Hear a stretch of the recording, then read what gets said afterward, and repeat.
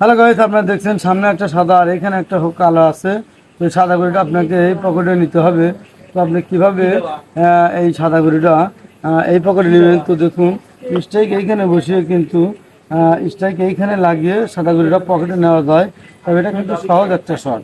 তো আজকে আমি আপনাদেরকে কঠিন একটা শট দেখাবো।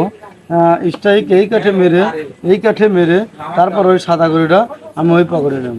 দেখুন কিভাবে আমি স্ট্রাইক এই কাঠে লাগিয়ে এই পকেট করি। যদি শিখতে চান তাহলে না টেনে সম্পূর্ণ ভিডিওটা দেখুন। আমরা জানি প্রত্যেকটা মারেরই টেকনিক এবং সূত্র আছে। এইখান থেকে কিন্তু গুটে নেওয়া যাচ্ছে না, কারণ সামনে কালা একটা বাধা আছে। তো যে এইখান থেকে মেরে এই কাঠে লাগিয়ে গুটি নেওয়া যায়। তো মনে করেন এইখানেও একটা গুটি আছে, এইখানেও একটা গুটি আছে, তাহলে আপনি কিন্তু এইখানে লাগিয়েও গুটিটা নিতে পারছেন না।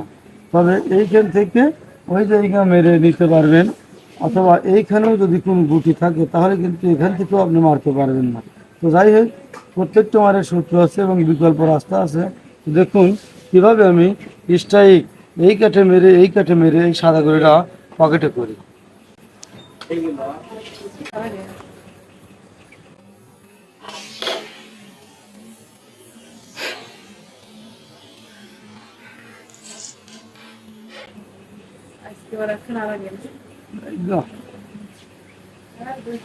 হ্যালো গাইস, আপনারা দেখেন আমি কিন্তু কত সুন্দরভাবে স্ট্রাইক এই কাঠে মেরে এই সাদা গরুটা এই পকেটে করলাম।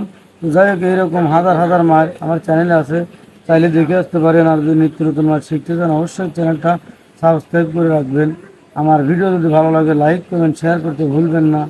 ভালো থাকুন, সুস্থ থাকুন।